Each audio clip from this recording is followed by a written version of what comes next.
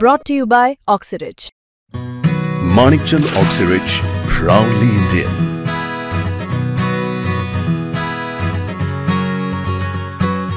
मराठा समाजाच्या आरक्षणाच्या मागण्यांसाठी मनोज जरांगे पाटील यांनी मुंबईमध्ये आझाद मैदानावर आंदोलन सुरू केल्यानंतर, उपोषण सुरू केल्यानंतर दुसऱ्याच दिवशी म्हणजे शनिवारी नागपुरात अखिल भारतीय ओबीसी महासंघातर्फे साखळी उपोषण करण्यात आलं।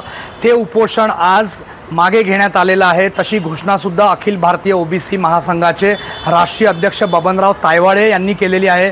नागपूरसह महाराष्ट्रातील अन्य जिल्ह्यांमध्ये सुद्धा अखिल भारतीय ओबीसी महासंघातर्फे ओबीसी समाजाच्या ज्या 14 प्रमुख मागण्या आहेत त्या मागण्यांसंदर्भात आंदोलन करण्यात येत होतं।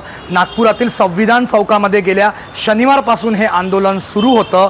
ते आंदोलन आज मागे घेण्यात येत असल्याची घोषणा बबनराव तायवाडे यांनी केलेली आहे। बहुजन कल्याण विभागाचे मंत्री अतुल सावे हे आज सकाळी नागपुरात दाखल झाले। संविधान चौकामध्ये जे साखळी उपोषण चालू होतं अखिल भारतीय ओबीसी महासंघाचं, त्या उपोषण मंडपाला त्यांनी भेट दिली। सरकारतर्फे त्यांनी ज्या मागण्या आहे ओबीसींच्या त्या मान्य करण्यात येत असल्याचं सांगितलं। तसंच ज्या मागण्या मुख्यमंत्र्यांच्या स्तरावरच्या आहे त्या संदर्भात मुख्यमंत्र्यांसोबत बैठक करून देऊन त्यामधून तोडगा काढण्याचं आश्वासन सुद्धा अतुल सावे यांनी दिलं। त्यामुळे गेल्या शनिवारपासून नागपुरातील संविधान चौकात सुरू असलेलं अखिल भारतीय ओबीसी महासंघाचं ओबीसींच्या मागण्यांसाठीचं जे साखळी उपोषण आहे ते स्थगित करण्यात आलेलं आहे। उपोषण स्थगित झाल्यानंतर अखिल भारतीय ओबीसी महासंघाचे राष्ट्रीय अध्यक्ष बबनराव तायवाडे यांनी माध्यमांना काय प्रतिक्रिया दिली ती आपण जाणून घेऊया। आज या ठिकाणी आपल्याला आश्वासित केलेलं आहे की मंगळवारी पुन्हा एकदा मुंबईला चर्चा करून ज्या 12 मागण्या आहेत त्याचे शासन निर्णय 1 महिन्याच्या आत आपल्याला देण्याचं जे आश्वासन दिलेलं आहे, मला इथे उपस्थित सर्व मान्यवरांवरती विश्वास आहे। कारण आतापर्यंतच्या प्रवासात त्यांनी जेव्हा जेव्हा आम्हाला शब्द दिला तो पाळलेला आहे आणि वेळेच्या आत शासन निर्णय आमच्या हाती मिळालेले आहे। ज्या 2 मागण्या आपल्या आहेत त्या माननीय मुख्यमंत्र्यांसोबत चर्चा करून मंत्रिमंडळामध्ये आणल्या जाईल आणि त्याच्यानंतर त्याच्यावरती शिक्कामोर्तब होईल। आता उपसमिती सुद्धा झालेली आहे। त्या उपसमितीचे अध्यक्ष आपल्या नागपूरचे पालकमंत्री सन्मान्य बावनकुळे साहेब आहेत, अतुल सावे साहेब त्याचे सदस्य आहेत। त्यामुळे तिथे सुद्धा त्या ताकदीने उपसमितीमध्ये तो मुद्दा येईल, त्याच्यानंतर मंत्रिमंडळात येईल आणि त्यासुद्धा मागण्या आपल्या पूर्ण होतील याविषयी माझ्या मनामध्ये शंका नाही आहे। आणि म्हणून माननीय मुख्यमंत्र्यांनी पुढाकार घेऊन आज त्यांनी आपलं शिष्टमंडळ या ठिकाणी पाठविलं आणि शिष्टमंडळाने आमच्या 14 पैकी 12 मागण्या पूर्ण केल्या। त्याबद्दल मी त्यांचे मनापासून आभार मानतो।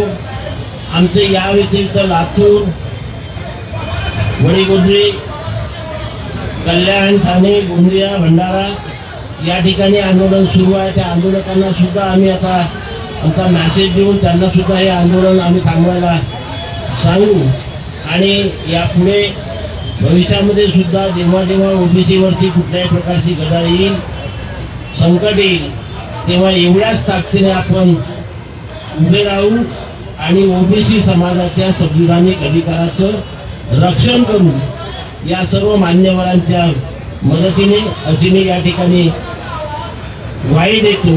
आणि इथे नागपूरला सुरू असलेलं हे उपोषण आताच या ठिकाणी मान्य साहेबांच्या हस्ते आम्ही ते थांबवतो आणि महाराष्ट्रातील इतर ठिकाणी सुरू असलेलं आंदोलन सुद्धा थांबविण्याच्या सूचना आम्ही सर्व आमच्या पदाधिकाऱ्यांना देतो। पुन्हा एकदा सर्वांचे आभार, धन्यवाद। आपण बघितलं अखिल भारतीय ओबीसी महासंघाचे अध्यक्ष बबनराव तायवाडे यांनी काय प्रतिक्रिया दिलेली आहे। मुख्यमंत्र्यांसोबत बैठक सुद्धा येत्या काही दिवसांमध्ये लावण्यात येणार आहे। बाकी ज्या अन्य मागण्या आहेत त्या मागण्यांचा सुद्धा सकारात्मक विचार जो आहे तो महाराष्ट्र सरकारतर्फे करण्यात येणार आहे। खरं तर अखिल भारतीय ओबीसी महासंघाने 14 प्रमुख मागण्या ज्या आहेत त्या ओबीसींच्या सरकारकडे मांडलेल्या होत्या। त्यामध्ये सगळ्यात पहिली मागणी होती की मराठा समाजाला ओबीसींमधून आरक्षण जे आहे ते देण्यात येऊ नये आणि सरसकट आरक्षण जे आहे ते देण्यात येऊ नये। त्यामुळे मनोज जरांगे पाटील यांनी सुद्धा सरसकट हा शब्द नंतर मागे घेतला होता आणि सरकारने सुद्धा सरसकट आरक्षण जे आहे ते दिलेलं नाही आहे मराठ्यांना ओबीसींमधून। त्यामुळे हा जो एक मुद्दा आहे तो ओबीसींचा मार्गी लागलेला असला तरी अन्य जे 13 मुद्दे आहेत ज्यामध्ये प्रमुख म्हणजे जे शेतकरी आहेत, जो मोठ्या प्रमाणात ओबीसी शेतकरी आहे त्यांना शासनाने मदत करावी, आर्थिक सहाय्य करावं. त्यानंतर महाज्योती जी सरकारची संस्था आहे त्या महाज्योतीमार्फत विद्यार्थ्यांना प्रशिक्षण देण्यात यावं. मोठ्या प्रमाणामध्ये या ठिकाणी जे वसतिगृह आहे, जे ग्रंथालय आहे आधुनिक सुसज्ज, ते ओबीसी विद्यार्थ्यांसाठी जिल्हा स्तरावर बनावं. अशा अनेक मागण्या ज्या होत्या त्या ओबीसी समाजातर्फे आणि अखिल भारतीय ओबीसी महासंघातर्फे मांडण्यात आल्या होत्या. आणि मनोज जरांगे यांनी 2 दिवसापूर्वी उपोषण सोडल्यानंतर सुद्धा अखिल भारतीय ओबीसी महासंघाचं उपोषण मात्र कायम होतं. ते राज्य सरकारचे प्रतिनिधी मंत्री अतुल सावे आज आल्यानंतर त्यांच्या आश्वासनानंतर नागपुरातील ओबीसींचं जे साखळी उपोषण होतं ते स्थगित करण्यात आलेलं आहे, मागे घेण्यात आलेलं आहे. योगेश मांडे, नागपूर, मुंबई तक.